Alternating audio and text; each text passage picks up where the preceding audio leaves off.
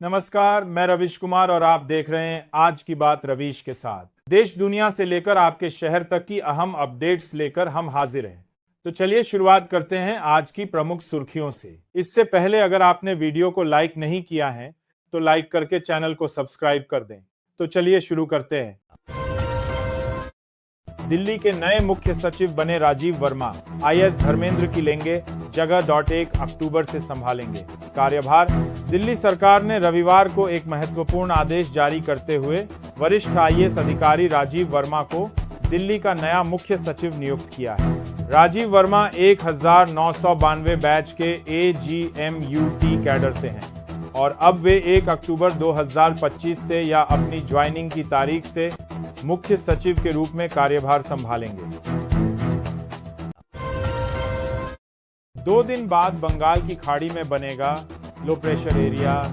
मौसम विभाग ने कहा है कि 2 दिन बाद यानी 1 अक्टूबर 2025 को बंगाल की खाड़ी में एक नया लो प्रेशर एरिया बनने की संभावना है, जिसके असर से झारखंड में कई दिनों तक बारिश होगी। मानसून की वापसी में भी देरी की संभावना है।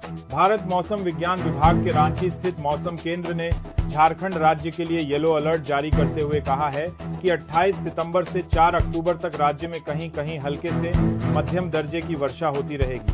कुछ जगहों पर गर्जन और तेज हवाओं का झोंका चलेगा। कुछ जगहों पर वर्षा के साथ वज्रपात होने की भी संभावना है। भोजपुरी सुपरस्टार पवन सिंह की भाजपा में वापसी।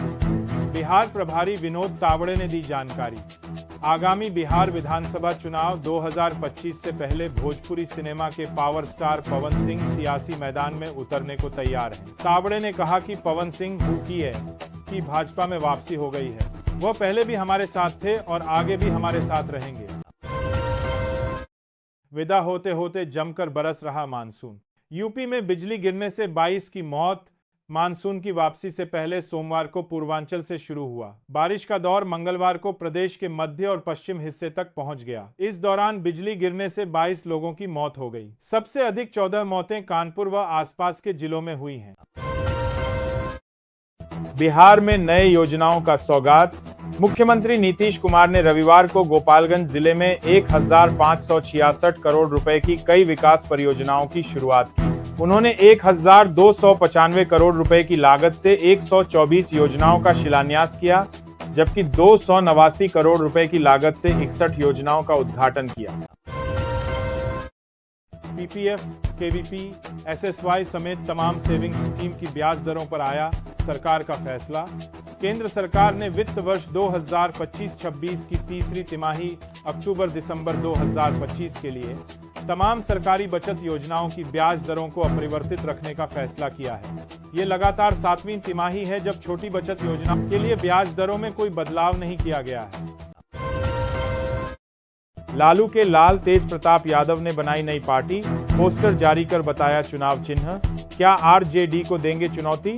बिहार की सियासी रणभूमि में नया तूफान खड़ा हो गया है। लालू प्रसाद यादव के बड़े बेटे तेज प्रताप यादव ने अपनी नई राजनीतिक पार्टी की घोषणा कर दी है, जिसका नाम रखा गया है जनशक्ति जनता दल। आगामी बिहार विधानसभा चुनाव को ध्यान में रखते हुए यह कदम राज्य की राजनीति में नई हलचल मचा सकता है। भारतीय राष्ट्रीय भुगतान निगम फोन पे, गूगल पे और पेटीएम जैसे यूपीआई प्लेटफॉर्म पर person to person collect request या पुल ट्रांजैक्शन सुविधा बंद कर देगा। इसका मतलब यह हुआ कि अब आप किसी से रिक्वेस्ट करके पैसे नहीं मंगा सकेंगे। इस कदम का उद्देश्य यूजर में के साथ 5 साल में किसी जानकारी की सुरक्षा को बढ़ाना और ऑनलाइन धोखाधड़ी पर अंकुश लगाना है। महीने के आखिरी दिन गोल्ड ने तोड़े रिकॉर्ड। चांदी भी नए शिखर पर। सोने की कीमतों ने जहां इस साल हैरान किया है, वहीं सितंबर महीने में ये लगभग हर रोज नए रिकॉर्ड हाई पर पहुंची। दूसरी ओर चांदी ने तो कमाल ही कर दिया और 2025 में अब तक इसकी कीमत में ताबड़तोड़ बढ़ोतरी देखने को मिली है और निवेशकों को रिटर्न के मामले में इसने गोल्ड को भी पीछे छोड़ दिया है। सोने की कीमत 1100 रुपये से ज्यादा की जोरदार उछाल के साथ नए लाइफ टाइम हाई लेवल पर पहुंच गई और 1,17,561 रुपये प्रति 10 ग्राम पर पहुंच गई। तो वहीं चांदी की कीमत भी 1,000 रुपये प्रति किलो से ज्यादा चढ़कर 1,44,200 रुपये के अब तक के सबसे उच्चतम स्तर पर पहुंच गई। 11 राजनीतिक दलों के ऑफिस पर इनकम टैक्स का छापा, इतने नोट मिले कि गिनने के लिए मंगानी पड़ी मशीन। चंदा लेकर 4000 करोड़ रुपए से अधिक के काले धन को सफेद करने के मामले में आयकर विभाग ने अहमदाबाद स्थित वर्ल्ड ट्रेड टावर में 11 राजनीतिक दलों के कार्यालयों पर छापा मारकर करोड़ों की नकदी बरामद की है। चेन्नई एयरपोर्ट पर ड्रग्स के साथ पकड़ा गया बॉलीवुड एक्टर। बैग में मिली 3 किलो 500 ग्राम कोकीन, जिसकी अंतर्राष्ट्रीय बाजार में कीमत 35 करोड़ रुपए बताई जा रही है। कस्टम ऑफिसरों ने फिलहाल एक्टर के नाम का खुलासा नहीं किया है। मध्य प्रदेश में बड़ा प्रशासनिक फेरबदल, 11 जिलों के कलेक्टर बदले गए और 24 आईएएस अफसरों का तबादला हुआ। सोनम वांगचुक की पत्नी ने लद्दाख अशांति पर मनगढ़ंत कहानी गढ़ने का किया दावा। जेल में बंद कार्यकर्ता सोनम वांगचुक की पत्नी गीतांजलि अंगमो ने कहा कि उनके पति पर लगे आरोपों का जवाब देते हुए छठी अनुसूची को लागू करने से बचने और किसी समाधि किया को बलि का बकरा बनाने के लिए एक मनगढ़ंत कहानी गढ़ी गई है। जैसलमेर के सीमावर्ती 56 गांवों में पहली बार पहुंचा इंटरनेट। प्रधानमंत्री नरेंद्र मोदी के बीएसएनएल के स्वदेशी 4G टावरों के उद्घाटन के साथ भारत पाकिस्तान अंतर्राष्ट्रीय सीमा से सटे जैसलमेर के 56 गांव पहली बार इंटरनेट सेवा से जुड़ गए हैं। बंगाल की खाड़ी में बना दबाव, इस राज्य में हो सकती है भारी से भारी बारिश। आईएमडी मौसम विभाग ने मंगलवार को कहा कि बंगाल की खाड़ी में बने एक निम्न दबाव क्षेत्र के कारण ओडिशा के कई हिस्सों में 4 अक्टूबर तक भारी से बहुत भारी बारिश होने की संभावना है। आईएमडी ने कई जिलों के लिए येलो और ऑरेंज चेतावनी जारी की है, जिसमें भारी बारिश, बिजली गिरने के साथ गरज के साथ छींटे पड़ने और 40 से 50 किलोमीटर प्रति घंटे की रफ्तार से तेज हवाएं चलने का अनुमान है। एशिया कप 2025 का विजेता बनने के बाद भारतीय टीम के खिलाड़ियों ने एशियन क्रिकेट काउंसिल के अध्यक्ष मोहसिन नकवी से विजेता ट्रॉफी लेने से इनकार कर दिया था, जिसके बाद नकवी अपने साथ ट्रॉफी को लेकर होटल रूम चले गए थे। वहीं अब मोहसिन नकवी ने भारत को ट्रॉफी देने की बात कही है, लेकिन इसके लिए उन्होंने एक खास शर्त रख दी है। उनका कहना है कि वो भारतीय टीम को ट्रॉफी इसी शर्त पर देंगे जब इसके लिए एक समारोह का आयोजन किया जाए और साथ ही टीम के खिलाड़ियों को ट्रॉफी और मेडल वो खुद अपने हाथ से देंगे। सिर्फ आधार सत्यापित यूजर ही आरक्षित टिकट बुक करा सकेंगे। 1 अक्टूबर से ऑनलाइन रिजर्वेशन विंडो खुलने के बाद पहले 15 मिनट सिर्फ आधार सत्यापित यूजर ही आरक्षित टिकट बुक करा सकेंगे। दुरुपयोग को रोकने और बुकिंग को सुव्यवस्थित करने के लिए इस नियम का ऐलान किया गया है। ट्रंप की गाजा शांति योजना का भारत ने किया स्वागत। प्रधानमंत्री मोदी बोले, दीर्घकालिक शांति, सुरक्षा और विकास का बनेगा रास्ता। अमेरिकी राष्ट्रपति डोनाल्ड ट्रंप ने सोमवार को गाजा युद्ध समाप्त करने के लिए एक व्यापक 20 सूत्री शांति योजना की घोषणा की, जिसे इजरायल ने स्वीकार कर लिया है। स्पीड पोस्ट भेजने के लिए ज्यादा पैसा खर्च करना होगा।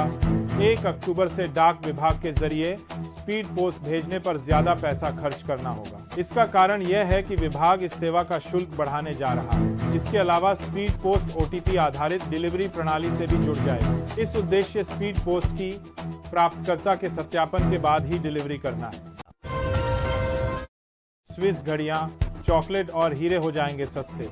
1 अक्टूबर से लागू हो रही इंडिया एफ्टा ट्रेड डील भारत और यूरोप के 4 देशों के ग्रुप EFTA के बीच फ्री ट्रेड डील 1 अक्टूबर से लागू हो रही है। इस डील के बाद भारत को अगले 15 साल में $100 अरब का बड़ा निवेश मिलेगा। इस समझौते की खास बात यह है कि स्विस घड़ियां, चॉकलेट और हीरे जैसे कई प्रोडक्ट्स पर टैक्स या तो काफी कम होगा या फिर बिल्कुल जीरो। इसका सीधा फायदा भारतीय ग्राहकों को मिलेगा। पीएनबी में लॉकर रखना होगा महंगा। सार्वजनिक क्षेत्र का पंजाब नेशनल बैंक 1 अक्टूबर से अपने लॉकर और कुछ अन्य सेवाओं के शुल्क में बढ़ोतरी करने जा रहा है।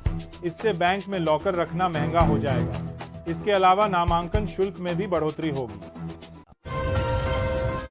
ट्रंप ने फोड़ा एक और टैरिफ बम, अब विदेशी फिल्मों पर लगाया 100% टैक्स।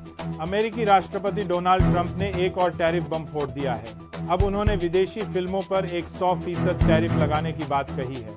सोमवार को उन्होंने अपने सोशल प्लेटफॉर्म ट्रुथ से एक पोस्ट के जरिए यह जानकारी दी है। उन्होंने कहा कि अमेरिका जल्द ही सभी विदेशी फिल्मों पर एक 100% टैरिफ लगाएगा। अमेरिका की फिल्म इंडस्ट्री को विदेशी देशों ने चुरा लिया है। हमारा फिल्में बनाने का कारोबार अमेरिका से चुरा लिया गया है, बिल्कुल वैसा ही जैसे बच्चे से कैंडी चुराई जाए। जयशंकर का यूएन में भाषण, पाकिस्तान और ट्रेड वॉर का नाम लिए बिना बहुत कुछ कहा। संयुक्त राष्ट्र महासभा में भारत की तरफ से विदेश मंत्री एस जयशंकर ने संबोधन दिया है। इस दौरान उन्होंने अपने भाषण में पहलगाम हमले और आतंकवाद का जिक्र किया। जयशंकर ने अप्रैल में पहलगाम में हुए आतंकी हमले का जिक्र करते हुए कहा कि भारत ने अपने नागरिकों की रक्षा का अधिकार इस्तेमाल किया। पीएम मोदी का जनता से वादा, यूएनईएससीओ की सांस्कृतिक धरोहर लिस्ट में शामिल होगा छठ महापर्व।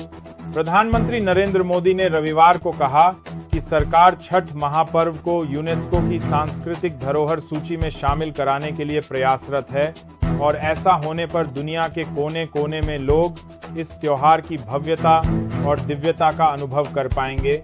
उन्होंने कहा, हमारे पर्व त्योहार भारत की संस्कृति को जीवंत बनाए रखते हैं।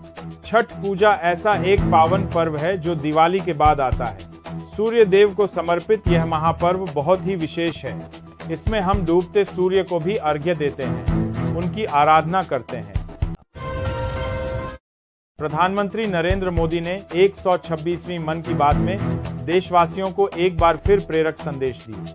पीएम मोदी ने आत्मनिर्भरता और लोकल उत्पादों के महत्व पर जोर देते हुए कहा कि त्योहारी सीजन में देसी उत्पादों को प्राथमिकता देना न केवल परंपराओं को मजबूत करता है, बल्कि छोटे और सीमांत उद्योगों को भी फायदा पहुंचाता है। किसान योजना की 21वीं किस्त किसानों के खातों में जारी कर दी। योजना के तहत योग्य किसान परिवारों के बैंक खातों में सीधे 20 डीबीटी के जरिए ट्रांसफर किए गए। अभी केवल 3 राज्यों के किसानों को पीएम किसान की 21वीं किस्त दी गई है। बात यह रही कि हिमाचल प्रदेश, पंजाब और उत्तराखंड जैसे हाल ही में बाढ़ और भारी बारिश से प्रभावित राज्यों के किसानों को प्राथमिकता दी गई। यह कदम किसानों को समय पर आर्थिक सहायता देने और फसल नुकसान की भरपाई करने का महत्वपूर्ण प्रयास है। कांग्रेस का ईबीसी दांव, राहुल गांधी का नया मास्टर स्ट्रोक। कांग्रेस ने बिहार में ईबीसी कार्ड खेलकर सियासी समीकरण बदल दिए हैं। राहुल गांधी की नई रणनीति तेजस्वी यादव और नीतीश कुमार के लिए चिंता का कारण बन गई है। कर्नाटक और तेलंगाना मॉडल से प्रेरित यह कदम ईबीसी वर्ग को सीधे लाभ देने वाला माना जा रहा है। केंद्रीय कर्मचारियों के लिए खुशखबरी, दिवाली से पहले डबल तोहफा देगी सरकार। केंद्रीय सरकारी कर्मचारियों और पेंशन भोगियों के लिए अच्छी खबर जल्द मिल सकती है। लंबे इंतजार के बाद महंगाई भत्ता में बढ़ोतरी को सरकार हरी झंडी दिखा सकती है। इसके साथ ही सरकार 8वें वेतन आयोग की शर्तों को भी दिवाली से पहले मंजूरी दे सकती है। वेतन आयोग हर 10 साल में गठित किया जाता है ताकि वेतन और पेंशन की समीक्षा की जा सके। आमतौर पर वेतन आयोग अपनी सिफारिशें देने में करीब 18 महीने का समय लेता है, जिसके बाद सरकार इन्हें 3 से 9 महीने तक परखती है और फिर अंतिम मंजूरी देती है। आपको बता दें कि जनवरी में केंद्रीय मंत्रिमंडल ने 8वें वेतन आयोग के गठन को मंजूरी तो दे दी थी, लेकिन इसका औपचारिक गठन अभी बाकी है। करूर भगदड़, मृतकों के परिजन को 20 लाख, घायलों को 2 लाख देंगे। एक्टर विजय ने किया ऐलान। इस हादसे में अब तक 39 लोगों की मौत हो चुकी है, जबकि 50 से ज्यादा लोग घायल हैं। घायलों में महिलाएं और बच्चे भी शामिल हैं। इस घटना ने देश को झकझोर कर रख दिया है। जान गंवाने वालों के परिजनों को 20-20 लाख देंगे एक्टर। भगदड़ में जान गंवाने वाले लोगों के परिवारों के लिए एक्टर विजय ने मुआवजा देने का ऐलान किया है। एक्टर विजय ने कहा कि पीड़ित परिवारों को वह 20-20 लाख रुपए की आर्थिक मदद करेंगे। सीएम स्टालिन ने 10-10 लाख रुपए की परिवारों को कानी में खास के कारे जानदार रुपए की 10-10 लाख रुपए की आर्थिक परिवारों को खास करना है आर्थिक मदद देने का ऐलान किया था, जबकि घायलों को 1-1 लाख रुपए देने